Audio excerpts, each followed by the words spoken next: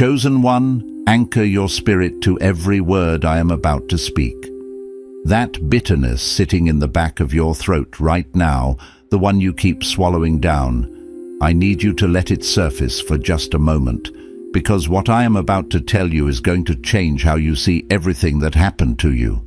Heaven is stunned, not disappointed, not silent. Stunned in the way a courtroom goes quiet when the verdict defies every expectation.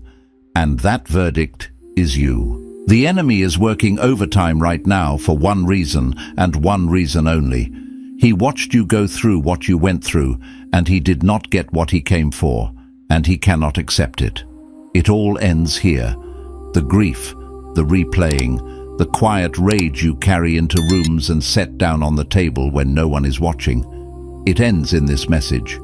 Not because of coincidence, not because of luck, but because of what you refuse to become. Think back to that moment this week, or maybe last week, when someone who should have protected you, chosen you, stood beside you, did the opposite. Maybe it was betrayal delivered with a smile. Maybe it was abandonment wrapped in an excuse. Maybe it was cruelty so casual that you almost doubted what you witnessed. And in that moment, something rose up inside you. You felt it, the pull toward darkness, the temptation to match their energy, to retaliate, to become the very thing that hurt you. But you did not. You did not find this message by accident. The algorithm did not bring you here. God did. This is a divine appointment written before the foundations of the earth, scheduled for this exact moment in your story, because heaven has something to say to you directly. Stay until the very last second, because in the next few minutes, I am going to hand you the spiritual verdict that explains why you were targeted, why it was so relentless, and why your refusal to break was not weakness. It was warfare. I am going to walk you through the precise moment you unknowingly activated a level of divine protection that the enemy is still trying to reverse. And at the end, I am going to give you the declaration that seals this chapter closed so it cannot reopen. Do not leave this message. Your future self has been waiting at this exact threshold, and if you walk away now, you walk away right before the weight of what you survived is finally translated into the language of victory.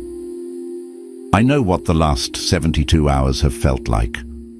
The atmosphere around you has not just been heavy, it has been suffocating. Like the air has memory, and it keeps replaying what happened.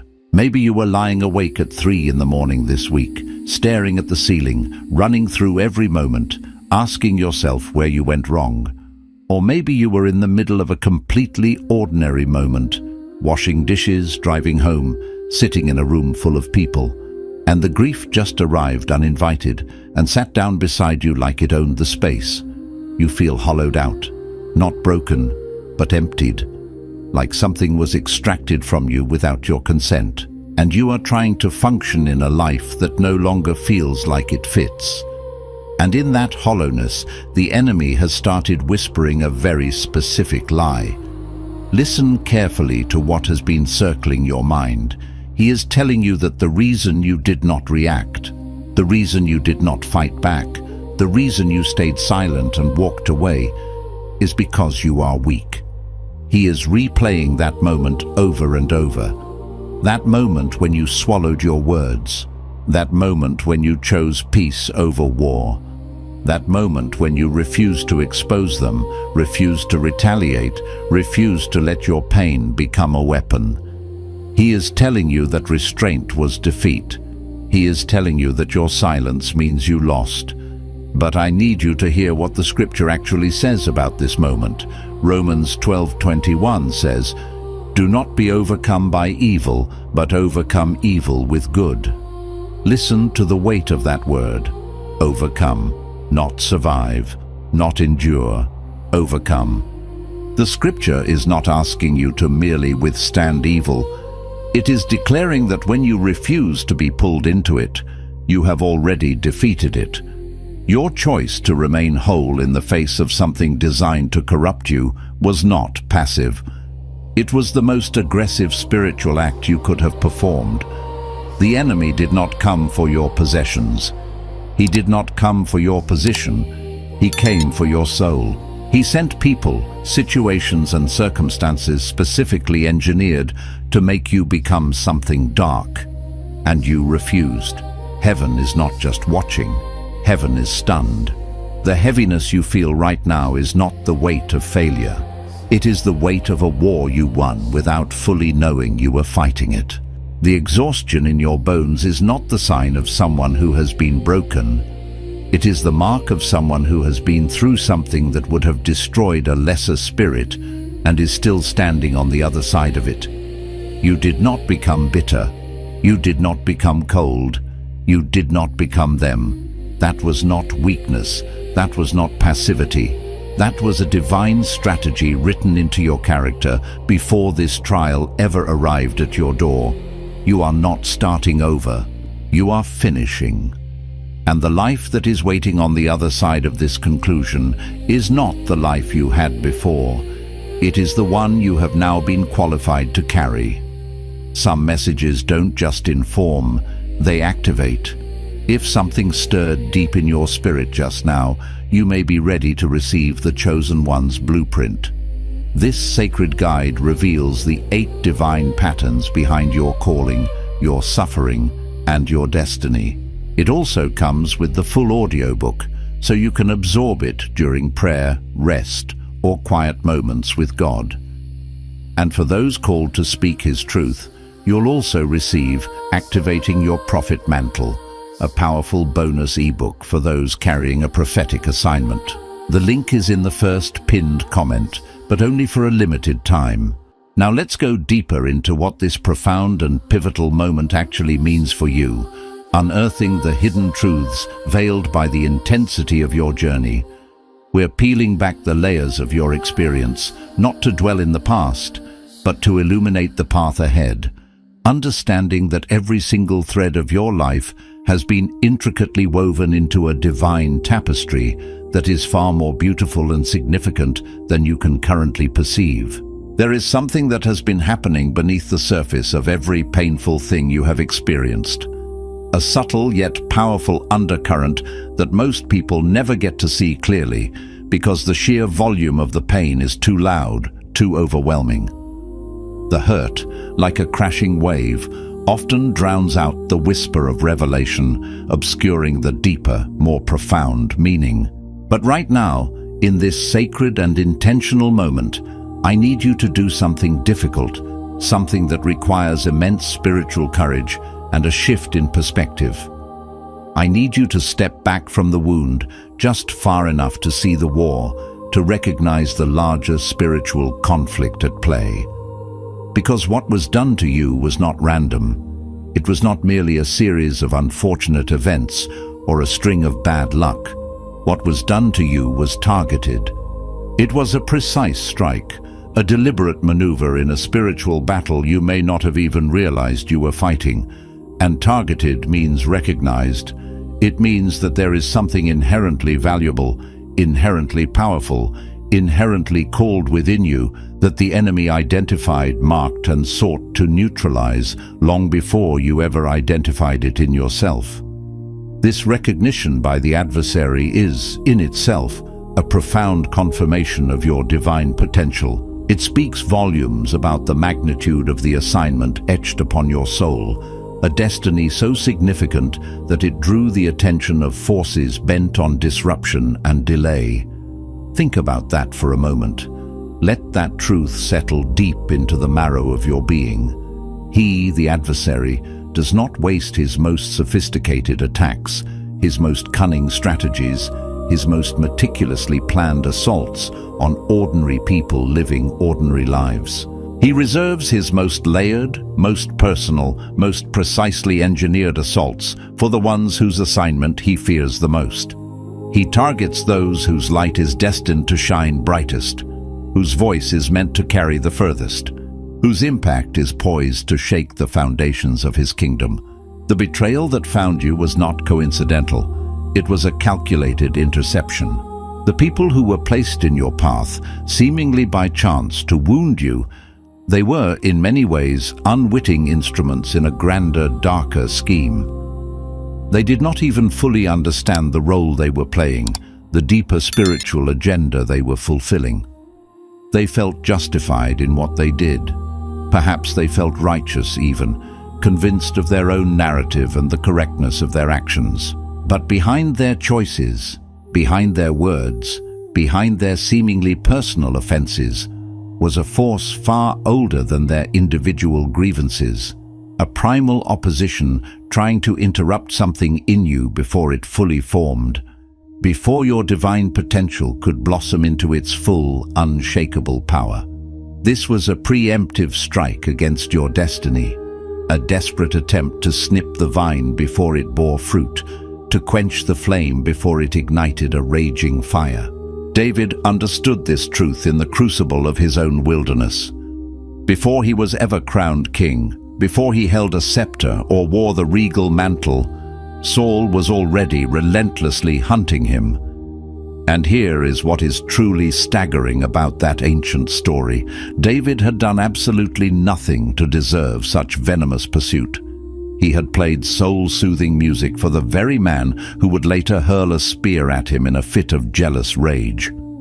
He had served faithfully, fought loyally, honored publicly, displaying a steadfastness that few possess. And still, the relentless attack came. It came not because David had failed, not because he had erred, but precisely because David was ascending. Saul, consumed by an envious spirit, could feel the rising anointing on David's life. He could not name it, he could not comprehend the source or the power, and he certainly could not stop its inevitable trajectory. But he could feel it, a palpable threat to his own diminishing reign. And that raw, uncontrollable feeling drove him to pursue David into the desolate wilderness, into the dark, unforgiving caves, into years of displacement, exile, and profound isolation, all because the anointing on David's life was a divine threat that could not be neutralized through any ordinary, conventional means. Saul instinctively understood that this was a spiritual battle, even if he articulated it through the lens of human politics and paranoia. You, my friend, are not in a defeated season. You are not in a forgotten season, relegated to the sidelines of God's plans. You are in a David season, a hidden season, a cave season. And let this truth deeply penetrate your spirit. The cave is not a punishment. It is not a place of abandonment or divine retribution. On the contrary, the cave is preparation. The unyielding walls of your present circumstances, which may feel like an inescapable prison, are in reality functioning as a sacred womb. Something utterly profound, something essential and indestructible is being formed in you within this very darkness, something that could not possibly have been shaped, refined, or fortified in the glaring light of public view. This is a season of gestation, of deep inner transformation, where the pressure and the solitude are not meant to crush you, but to mold you into the person you are destined to become, forging character and strength that will be indispensable for the weight of your future assignment. But here is where this revelation goes even deeper, and this is precisely where most people miss the turn entirely, becoming stuck in the pain rather than grasping its purpose. The cave is not just where God hides you, protecting you from premature exposure or the world's harsh judgments. The cave is also where God strips you. In that profound darkness, in that disquieting silence, in that unsettling hollowness you may have described, where it feels as though something vital has been extracted from you, God is meticulously removing what you would have inevitably used in the wrong way if He had promoted you any earlier. Consider the analogy of a master craftsman refining gold. The dross must be burned away for the pure metal to emerge. The version of you that existed before this trial, before this season of intense refinement, would have carried the divine gift with the wound still painfully attached. like a precious jewel embedded in fractured clay, and a wounded gift, one tainted by unhealed pain, always eventually wounds others. It projects its own unmet needs, its own unaddressed hurts, onto the very people it is meant to bless and serve. So the stripping that feels like an agonizing loss, like an unbearable severing, is actually a precise divine surgery.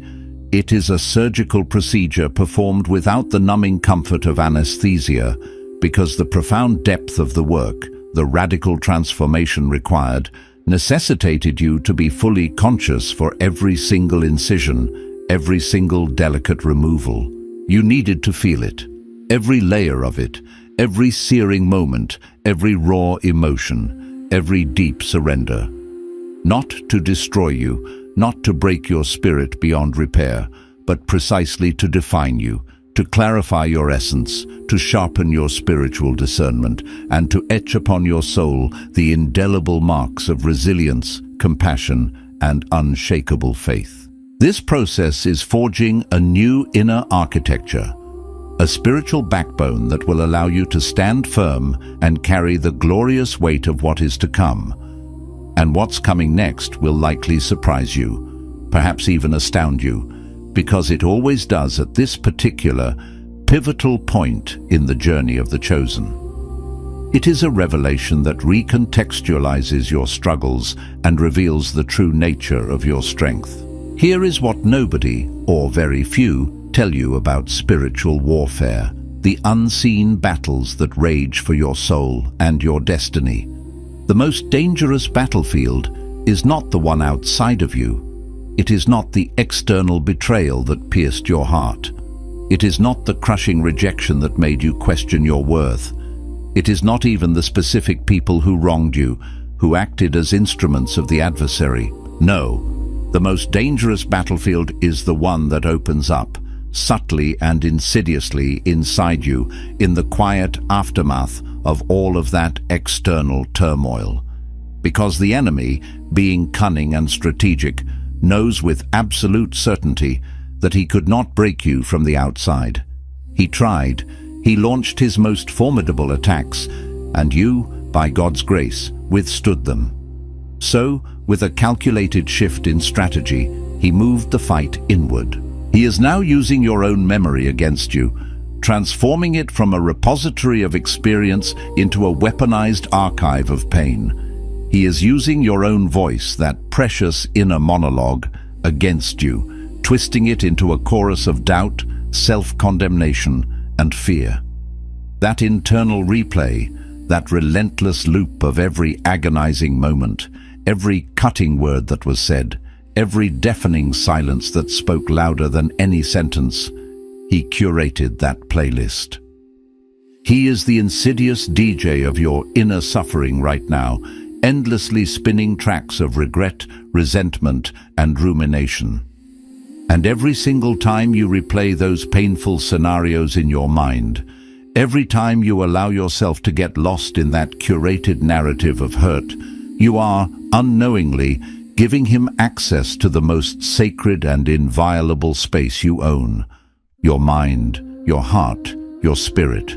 You are granting him permission to pollute the wellspring of your inner peace. This is precisely where the ancient story of Nehemiah becomes your profound mirror, reflecting back the spiritual tactics at play in your own life. When Nehemiah was diligently rebuilding the broken walls of Jerusalem, his enemies, Sanballat and Tobiah, did not directly attack the physical wall itself. They did not launch a frontal assault on the bricks and mortar. Instead, they attacked the builder. They understood a critical truth. If you destroy the morale and conviction of the one doing the work, the physical structure will eventually crumble on its own. They sent mocking letters full of baseless accusations and threats. They spread malicious rumors designed to sow fear and division among the workers. They called sham meetings designed to distract and intimidate Nehemiah.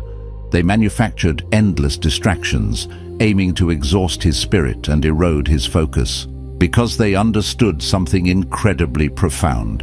If you can get the builder to stop believing in what he is building, to lose faith in the vision, to doubt his capacity or the divine mandate, then the wall falls on its own. You do not need to lift a single hand to tear it down. You just need to convince the builder to walk away, to abandon the project in despair. The enemy is not primarily attacking your life right now in the physical sense, not the external circumstances or the visible manifestations of your existence. No, his primary assault is deeper, more insidious. He is attacking your belief in what your life is becoming.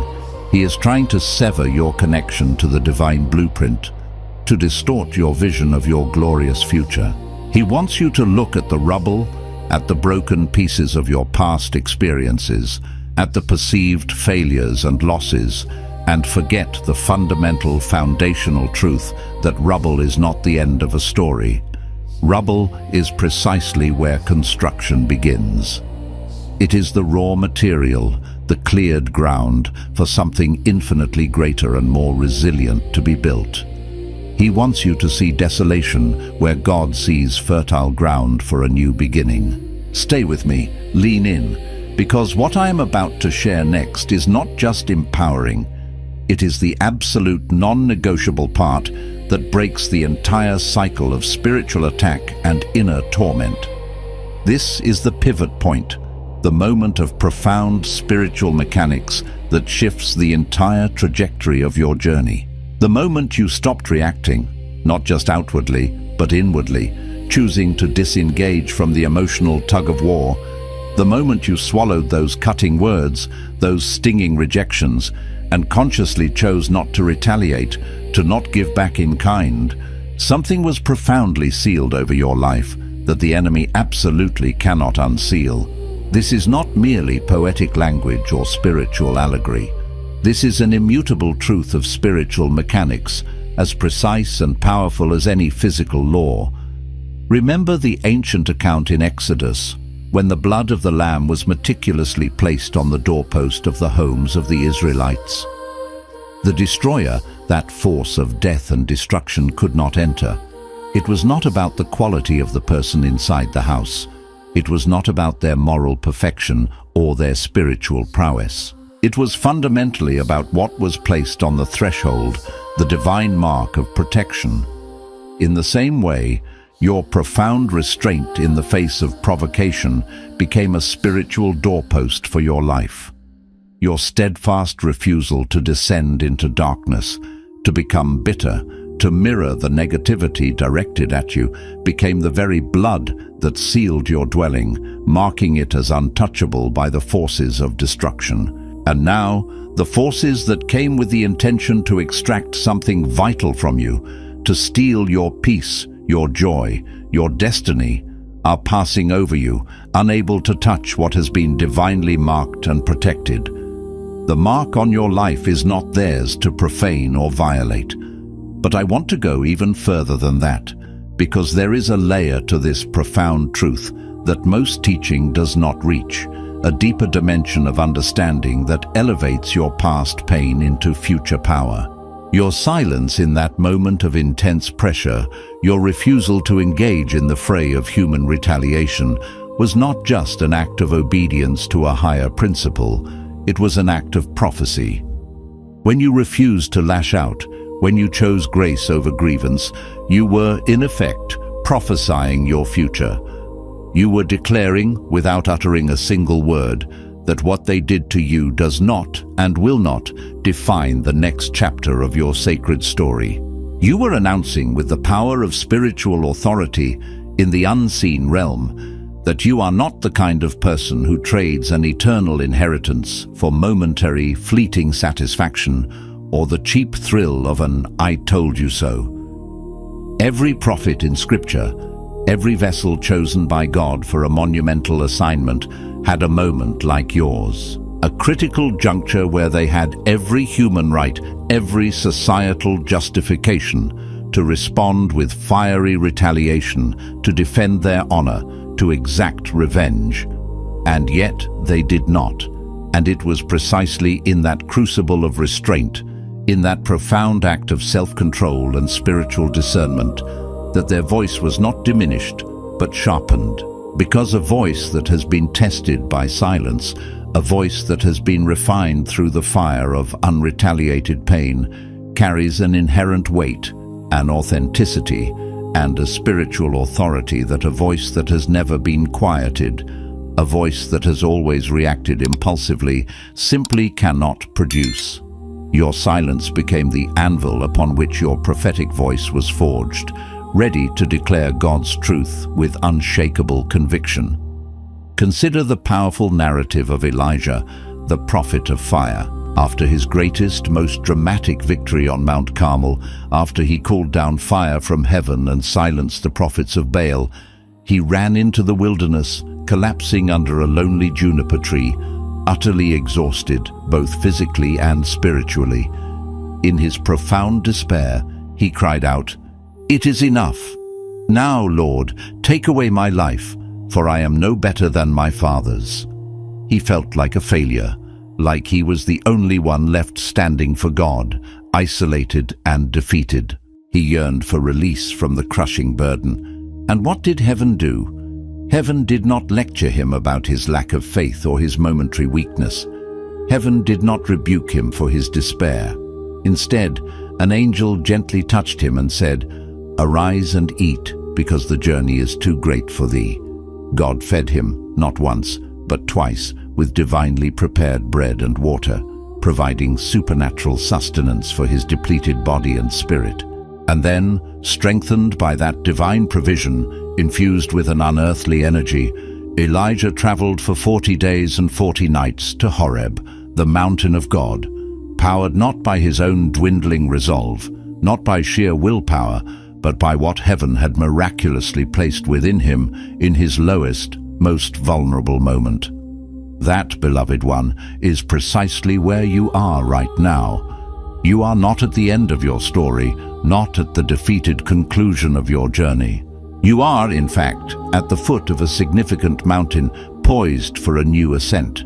You are being strengthened by something profoundly significant that has been deposited into you through this very trial, this painful experience that you do not yet fully comprehend the magnitude of.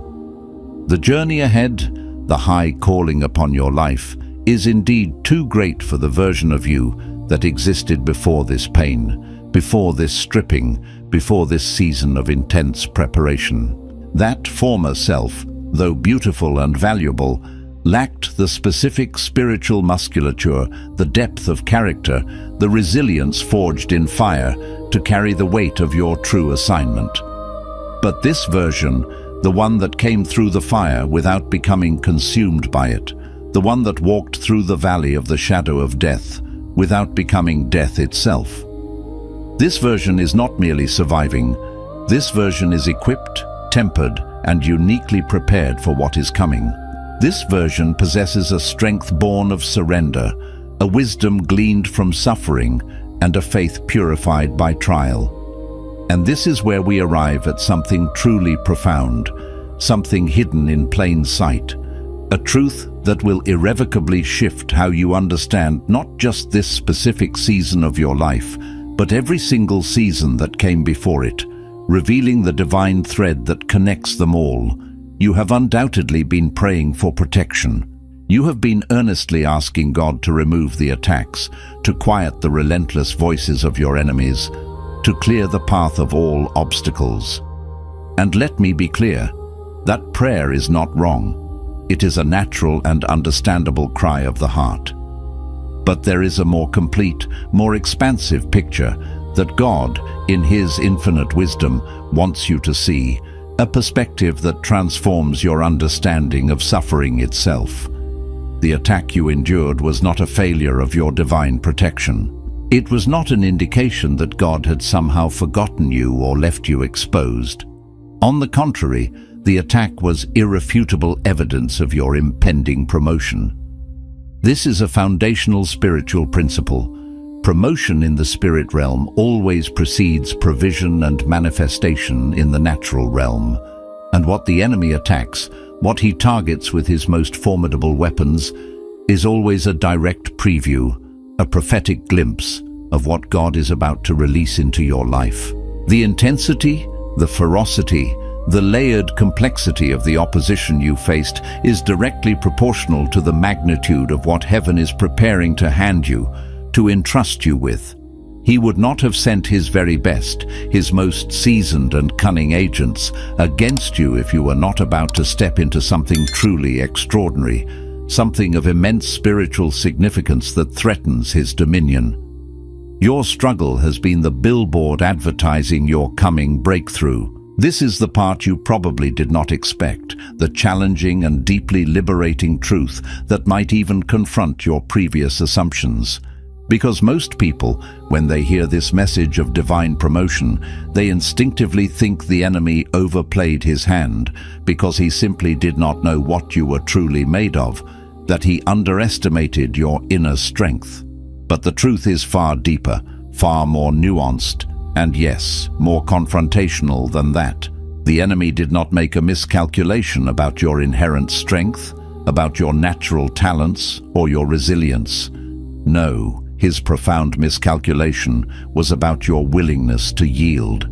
He thought, with absolute certainty, that the excruciating pain you experienced would finally make you take control, to grasp for power and manipulate circumstances to your own advantage. He thought the crushing rejection would finally make you rely solely on yourself, abandoning trust in the unseen hand of God.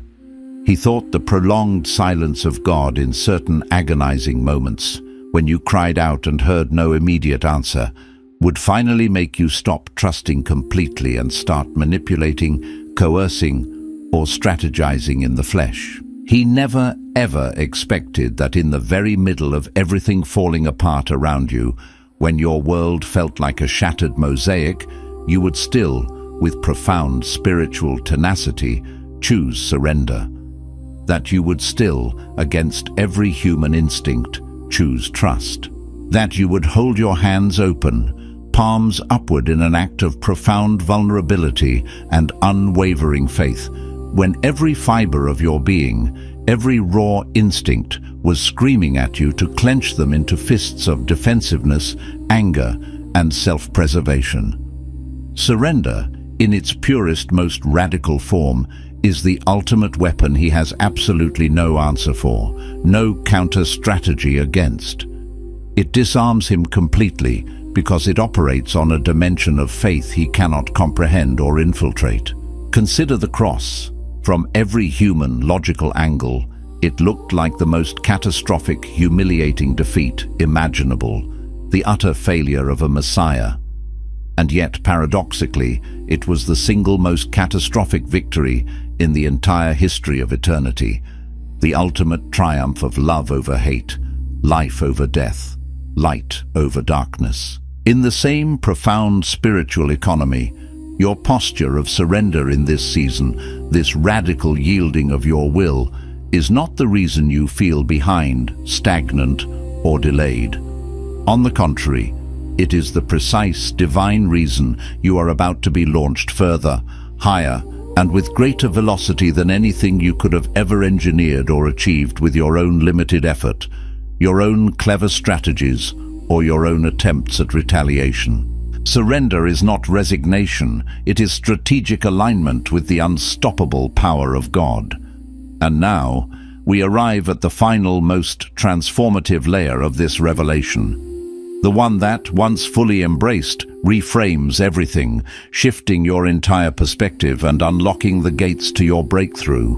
The thing that has truly been blocking your breakthrough, the actual barrier between where you are and where God is taking you, is not the enemy himself, for his power is limited and ultimately defeated. It is not your past, for that has been sanctified and redeemed.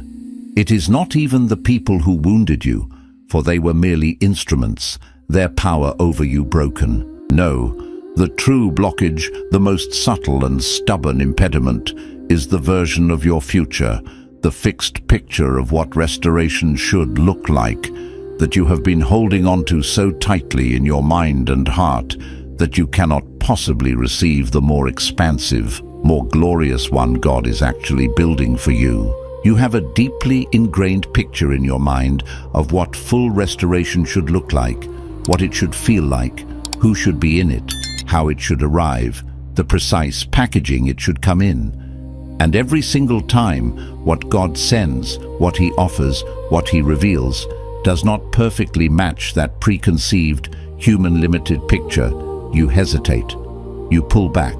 You hold a piece of yourself in reserve. You wonder if it is truly real, if it is enough, if it is indeed the thing you have been waiting for, the answer to your deepest prayers. But here is the magnificent truth. God does not merely restore what was taken. He transcends mere restoration. He replaces what was lost with something your former capacity, your previous understanding, could not possibly have held or even comprehended. Think of the widow of Zarephath in the biblical narrative. She was not merely given back her original small jar of oil that was almost depleted. She was given an overflow, a ceaseless supply that miraculously outlasted the entire famine, providing not just for her, but for her son and for the prophet Elijah. Her jar was enlarged beyond her wildest expectations. Release the picture you have been protecting, the carefully constructed blueprint of your desired future. It is too small, too constrained by human logic and past experiences, and it is, profoundly, the last thing standing between you and the boundless, extraordinary future that heaven has been meticulously building and reserving in your name. Let go and make space for God's infinitely greater more. Place your hand on your heart right now. Feel the rhythm of your life and speak this powerful declaration with me, allowing each word to resonate with conviction and truth. I release the crushing weight of what was done to me. I release the need, the right, to understand every single why before I take the next divine step forward. I break agreement now with every insidious lie that called my strategic restraint weakness and my profound silence defeat. I declare with absolute conviction that the attack I bravely survived was not evidence of abandonment. It was, in truth, irrefutable evidence of my sacred assignment and the incredible magnitude of my calling. I am not behind schedule. I am not forgotten in the divine plan. I am not less than, I am more. I am actively being prepared for something my former unrefined self could not possibly have carried, could not have stewarded with wisdom and grace. I step into this glorious next season with open hands, ready to receive. I wholeheartedly receive what heaven, in its infinite love and wisdom, has been meticulously building in my name, a future beyond my wildest dreams. I walk forward now, knowing with unshakable certainty that what tirelessly tried to break me has only miraculously made me utterly unbreakable, forged in the fires of adversity. I am seen by God. I am covered by His unfailing grace and protection. I am chosen for a purpose far grander than I can imagine. And this painful, challenging chapter of my life closes now, not in bitterness, not in resentment, but in the full, unshakable weight of a victory that was decidedly sealed and guaranteed before the trial ever began. It is finished, and I am absolutely ready for what comes next. If this message confirmed what your spirit has been carrying, share it with someone who needed to hear it today. And if you want to continue this journey, leave a comment below with the word ready. Because your next season is not waiting on your circumstances to change. It is waiting on you to declare that you are prepared to receive it.